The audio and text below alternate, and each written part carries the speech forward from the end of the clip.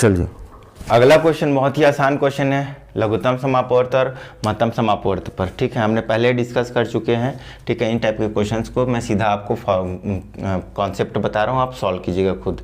2 अंकों का लघुत्तम समापवर्त और महत्तम समापवर्त दे दिया है, मतलब LCM दे दिया है और HCF दे दिया है जी। कितना कितना दे दिया है? ठीक है, 5083 और कितना दे दिया है?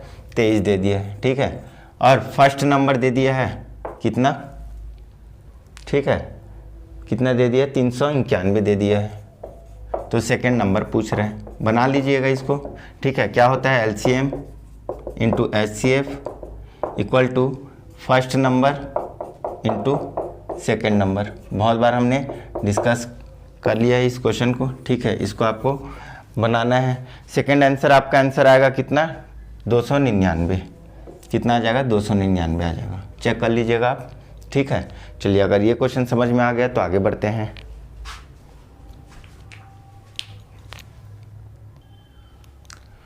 चलिए अगला क्वेश्चन घातांक एवं करनी का है।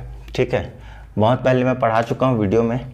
ठीक है, उन वीडियो को देख लीजिएगा, आप समझिएगा। होता क्या है घातांक करनी में, ये 1/4 लिखा है, इसका मतलब ठीक है करनी 4 लिखा है। करनी 4 का मतलब अंदर में आपको जिस संख्या का 4 का जोड़ा मिला उसको बाहर निकाल दो, ए। ठीक है, इसका मतलब ये होता है। ठीक है, अब देखिए सीधा डायरेक्ट अप्रोच लगाते हैं। 81 ठीक है की घात 4, मतलब ये आ जाएगा 3 गुणा 3 होता है 81। ठीक है, तो यहाँ पर से बाहर क्या निकल जाएगा? 3 आ जाएगा। ठीक है, अब देखिए 4 का जोड़ा निकालना है, 1 2 3 4 अंक के बाद है तो सीधा एक 0 लगा सकते हैं। ठीक है, और ऐसे इधर 16 किसका होता है? 2 का होता है। 2 दूनी 4 दूनी 8 दूनी 16, तो ये आ जाएगा 2। ठीक है, 0.5 सीधा निकालिए आप इसको। 5 दिया 15 कितने अंक के बाद निकलेगा? 1 और 1 2 अंक के बाद, और बटे 0.2। ठीक है, इसको दशमलव हटाएंगे अगर, एक 0 लग जाएगा। बात समझ में आया? ठीक है,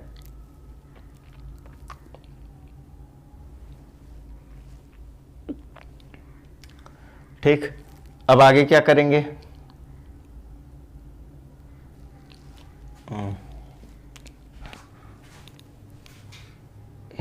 देखिए एक मिस्टेक हो गया था, यहाँ तक आ गया 0.3, ये दशमलव हट जाएगा तो कितना आ जाएगा? 5 दिया 15। ठीक है, 0.1 अंक के बाद बट्टा 2। ठीक है, बात समझ में आया? कितना आ जाएगा? इसको भाग देंगे तो 0.75। ठीक है, ये आ गया मेरे पास आंसर। ठीक, निकाल लीजिएगा इसको। ठीक है, चलिए अगर ये क्वेश्चन समझ में आ गया तो आगे बढ़ते हैं। चलिए घातांक एवं करनी का ही क्वेश्चन है। ठीक है, कैसे सॉल्व करना है? सबसे पहले 25 है, इसको मैं 5 की घात 2 लिख सकता हूँ। अब एक फॉर्मूला याद रखिएगा, a की घात m की घात n इक्वल टू क्या? तो a की घात m गुणा n। ठीक है, तो 5 की घात 2 की घात ऋण 3, मतलब 5 की घात 2 तिया ऋण 6 लिख सकता हूँ क्या? लिख सकता हूँ बिल्कुल, 5 की घात ऋण 6। ठीक है, और ये 5 की घात 2, इसको मैं दशमलव को बटा 10 कर सकता हूँ, और ये 1/2 लिख सकता हूँ। ठीक है, ये और ये कट गया। 5 की घात 2, नीचे में क्या है? 1/4, ये 4 कहाँ जाएगा? ऊपर जाएगा। 5 पंचे 25 गुणा 4 बराबर 100। आगे मेरे पास आंसर। ऐसे ऐसे क्वेश्चन पूछता है जी, पूछा हुआ क्वेश्चन है। ठीक है, ये सब ठीक है। चलिए ये क्वेश्चन समझ में आ गया तो आगे बढ़ते हैं।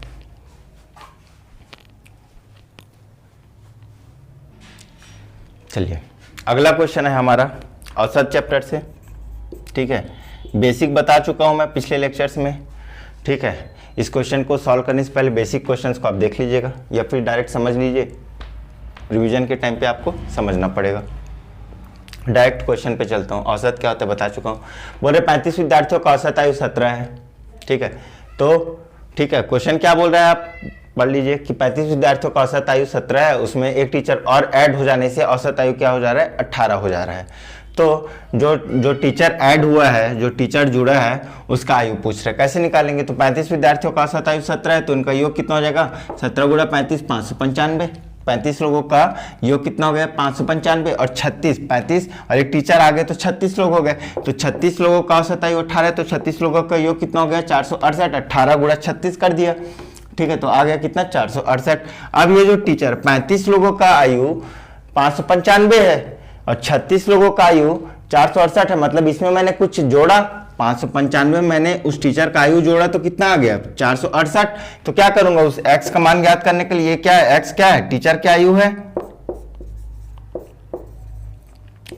टीचर की आयु है, ठीक है। तो x निकालने के लिए क्या करूंगा? 468 में 595 को अगर मैं घटा देता हूं तो मेरे को मिल जाएगा क्या? देखिए 3, 16 में 9 गया, ठीक है।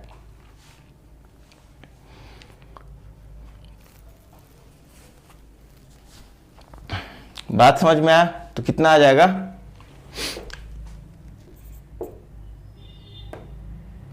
53, ठीक है। एक सेकेंड, 648, ठीक है। 595 और ये कितना है? 648 होगा जी, ठीक है, 648, ठीक।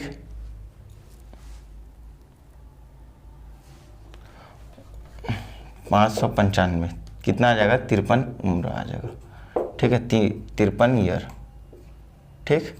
बात समझ में आया? नोट कर लीजिएगा इसको, ठीक है, 53 ईयर लिख लीजिएगा, ठीक है।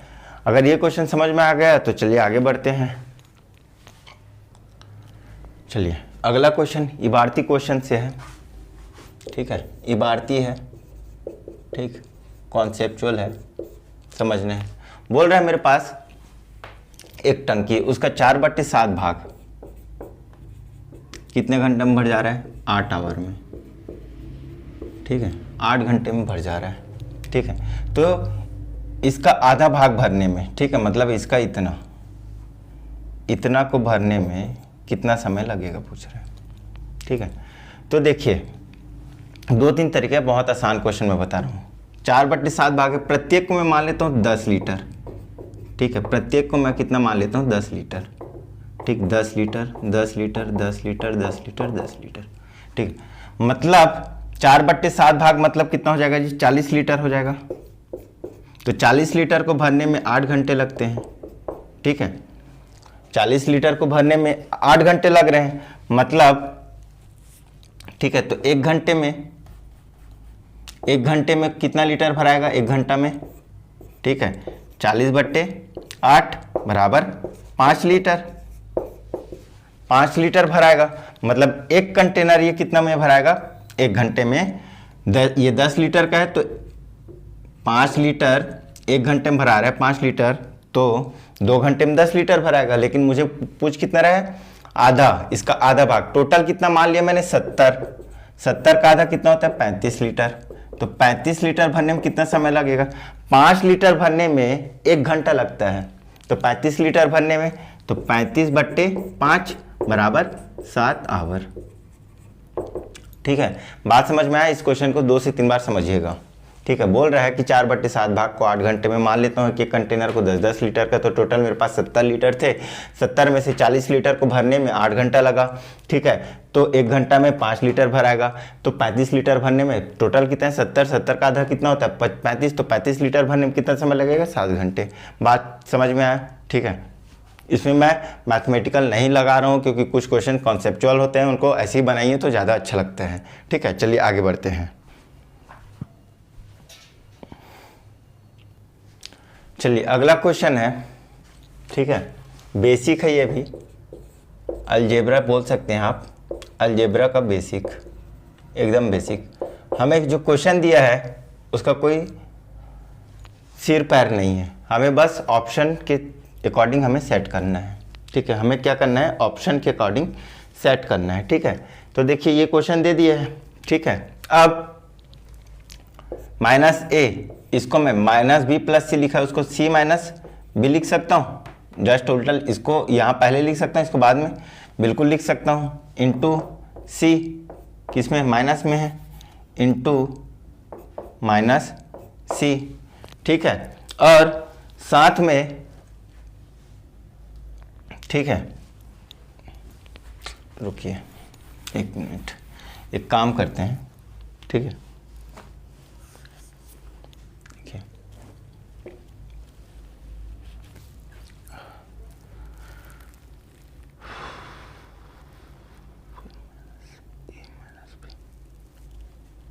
ठीक है, क्या करेंगे, देखिए इसको ऑप्शन, आप सबसे पहले क्या करें, इस माइनस को अंदर में गुणा कर, देखिए स्टार्ट करते हैं, इसका माइनस को अंदर में गुणा कर देते हैं, तो क्या आ जाएगा, बी माइनस सी, ठीक है, into minus C divided by, minus minus common निकाल लीजिए, ए प्लस बी हो जाएगा, ठीक है, बात समझ में आया। अब देखिए ए इंटू बी माइनस सी, ये माइनस सी है, ठीक है, तो ये माइनस कॉमन बाहर निकाल दीजिए, ये सी आ गया बटे ए प्लस बी, और ये माइनस में माइनस और माइनस कट गया। देखिए आपका ऑप्शन सी में ये सेट हो गया, यही सेट करना था हमें, और कोई डिमांड नहीं किया था। प्लस और माइनस को हटाने के लिए, क्वेश्चन को सिखाने के लिए क्वेश्चन दिया गया था, ठीक है, बात समझ में आया। चलिए अगर ये समझ में आ गया तो आगे बढ़ते हैं। चलिए अगला क्वेश्चन आपका अनुपात पर आधारित क्वेश्चन है, अनुपात पर बेसिक क्वेश्चन है। बोल रहे हैं ए अनुपात बी इक्वल टू 3:4 दे दिया, ठीक है, क्वेश्चन समझा चुका हूँ। अनुपात होता क्या है, सीधा रख दीजिए, 3 और 4 इसमें रख दीजिए, x मानने की जरूरत नहीं है क्योंकि x और x क्या हो जाएगा, कट जाएगा अल्टीमेटली लास्ट में, ठीक है। तो ये देखिए 3 और 4 रख दीजिए, तो 3 रखूँगा तो 9 प्लस 4 का 16 बट्टे 3 और 4 7, 7 का वर्ग 49, सीधा रख दीजिए 25 बट्टे 49, आ गया आंसर, ठीक है। बात समझ में आया, नहीं आएगा क्वेश्चन कमेंट बॉक्स पर मुझे कमेंट कीजिएगा, फिर से मैं समझा दूंगा। चलिए अगर ये समझ में आ गया तो आगे बढ़ते हैं, ठीक है। चलिए इकाई का अंक, बहुत ही अच्छा क्वेश्चन है, 2013 की घात 2019 में इकाई का अंक क्या होगा, ठीक है। हम इकाई का अंक पहले ही पढ़ चुके हैं, ठीक है, वीडियो में मैं करा चुका हूँ। अगर नहीं जानते हैं तो प्लीज़ एक बार जा कर के ज़रूर देखिए, आपके ही फायदे की बात है, ठीक है। अगर नहीं जानते तो देखिए, ठीक है। क्या करना है, इकाई का अंक क्या है, 3 है, 3 है, तो सबसे पहले क्या करेंगे, घात में जो अंतिम 2 अंक हैं 19 को भाग दीजिए 4 से, कितना आ जाएगा, 4 चौक 16, शेष कितना बच रहा है, शेष कितना बच रहा है 3, तो सीधा 3 की घात 3 लिखिए, 3 की घात 3 का मतलब होता है 27, 27 में इकाई का अंक क्या आ रहा है लास्ट में 7, तो इसका आंसर क्या आ जाएगा, 7 आ जाएगा, ठीक है। बात समझ में आया, नहीं अगर समझ में आया तो फिर से जा करके आप रिपीट कीजिए, एक बार जा करके पढ़िए इस टॉपिक को, ठीक है, मैं बता रहा हूँ कैसे करना है, ठीक है, एकदम आसान तरीके से। अगर नहीं बेसिक अगर इसका नहीं पता है तो एक बार जा करके वहाँ ज़रूर देखिए, अगर उसके बाद भी अगर नहीं समझ आएगा तो फिर मुझे कमेंट कीजिए, ठीक है। चलिए आगे बढ़ते हैं, चलिए अगला क्वेश्चन बोल रहा है, शेषफल पर आधारित क्वेश्चन है, ये आसान क्वेश्चन है। बोल रहा है कि किसी संख्या को 171 से भाग देने पर 40 शेषफल बचता है, तो उसी संख्या को 19 से भाग देंगे तो कितना शेषफल बचेगा। तो देखिए पहली बार में कितना शेषफल बच रहा है जी, 40, ठीक है, और दूसरी बार में किस से भाग देने के बोल रहे हैं, 19, इसको भाग दे दीजिए, 19 दूनी 38, शेषफल कितना बच रहा है अब, 19 दूनी 38, तो शेषफल 2, तो यही आ जाएगा मेरे पास क्या आंसर, ठीक है। तो शेषफल 2 आ गया, तो ये इस क्वेश्चन को बार बार करके जाइएगा, ऐसे क्वेश्चन को बार बार, ठीक है, पिछले बार भी कराया हूँ क्वेश्चन, ठीक है, ये क्वेश्चन पूछा जाता है, ठीक है। अगला क्वेश्चन,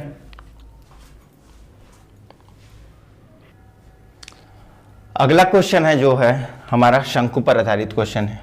किस पर आधारित क्वेश्चन है, शंकु पर आधारित क्वेश्चन है, ठीक है। क्या बोल रहा है, देखिए बोल रहा है कि एक समतल कृतीय ठोस शंकु का आधार दे दिया है, जिसका व्यास कितना दे दिया है, 10 इंच दे दिया, व्यास कितना दे दिया है, 10 इंच दे दिया है, 10 इंच, ठीक है, मतलब त्रिज्या कितना निकल गया इसका, 10/2 बराबर 5 इंच, ठीक है। अब आगे क्या बोल रहा है, तथा उसकी ऊर्ध्वाधर ऊंचाई h बराबर दे दिया कितना, 12, ठीक है। तो बोल रहा है सतही पृष्ठ का क्षेत्रफल, सतही पृष्ठ का क्षेत्रफल। ठीक है, अब इसमें शंकु होता क्या है हमने डिस्कस नहीं किया, चलिए आज डिस्कस कर लेते हैं। तो शंकु जो कोन आकार में दिखता है ना, जो टोपी होता है ना जो, ठीक है, बर्थडे के टाइम पे आप लोग जो लगाते हैं उसी को बोलते हैं हम लोग शंकु। ठीक है, जैसे ये कैप हो गया, ये जो कैप है ना, ठीक है, वो क्या है शंकु आकार में, देखिए। ठीक है, वो ये क्या है शंकु आकार में। तो शंकु का जो बेस होता है वो कौन सा आकार का होता है जी, वृत्ताकार का। बस इसको याद रखिए, जो शंकु का बेस होता है कौन सा आकार का होता है, वृत्ताकार का होता है। तो वृत्त का आएगा, तो वृत्त का क्या होता है, वृत्त का त्रिज्या होता है, वृत्त का क्षेत्रफल होता है। ठीक है, तो इसलिए यहाँ पर आर दे दिया है, आर का मान दे दिया। और शंकु का जो ऊर्ध्वाधर ऊंचाई हो कितना दे दिया, 12 सेंटीमीटर, मतलब ऊर्ध्वाधर। ठीक है, और एक तिर्यक ऊंचाई होता है, तिर्यक ऊंचाई मतलब जो ये कोण में निकला होता है। ठीक है, तो ये वाले ऊंचाई को बोलते हैं तिर्यक ऊंचाई। ठीक है, जब हम किसी भी सामान को अगर फोल्ड करेंगे तो इसी तिर्यक ऊंचाई से करेंगे। ठीक है, ऐसे करके घुमाएंगे। ठीक है, तो इसमें वक्र पृष्ठ पूछता है, शंकु का क्षेत्रफल। ठीक है, संपूर्ण पृष्ठ का क्षेत्रफल और आयतन पूछते हैं, और एल का मान पूछेगा। तो एल जिसको तिर्यक ऊंचाई बोलते हैं। ठीक है, तिर्यक ऊंचाई बोलते हैं। तो तिर्यक ऊंचाई बराबर देखिए पाइथागोरस थ्योरम लग रहा है, पाइथागोरस थ्योरम बहुत इंपॉर्टेंट है ना, पाइथागोरस थ्योरम लग रहा है। सीधा एल बराबर क्या लिख दूं मैं, एच का स्क्वायर प्लस आर का स्क्वायर। ठीक है, रूट ओवर में, ये चीज तो याद रख लीजिए। ठीक है, वक्र पृष्ठ बराबर क्या होगा, ठीक है, तो वक्र पृष्ठ बराबर हो जाएगा पाई आर एल हो जाएगा। ठीक है, एल ऊंचाई तक जा रहे हैं। ठीक है, पाई आर घुमा रहे हैं। ठीक है, तो कितना आ जाएगा, पाई आर एल हो जाएगा। ठीक है, और संपूर्ण पृष्ठ का क्षेत्रफल बराबर क्या आ जाएगा, तो संपूर्ण पृष्ठ बराबर पाई आर एल, और ये वृत्त को भी तो हम लोग ढकेंगे ना, तो पाई आर स्क्वायर। ठीक है, ये होता है। आयतन क्या हो जाएगा, तो 1/3 पाई आर स्क्वायर एच हो जाएगा, आर स्क्वायर एच हो जाएगा।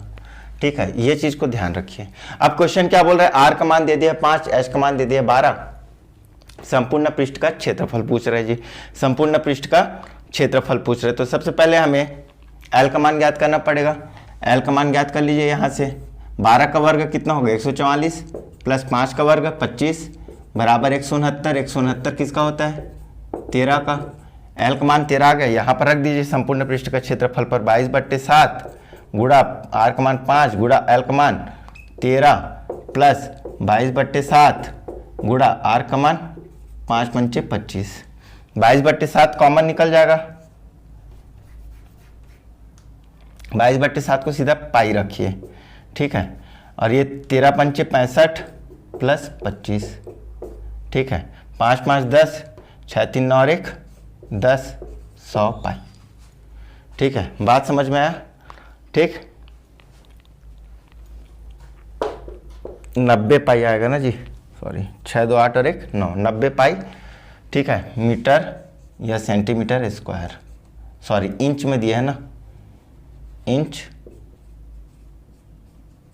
स्क्वायर।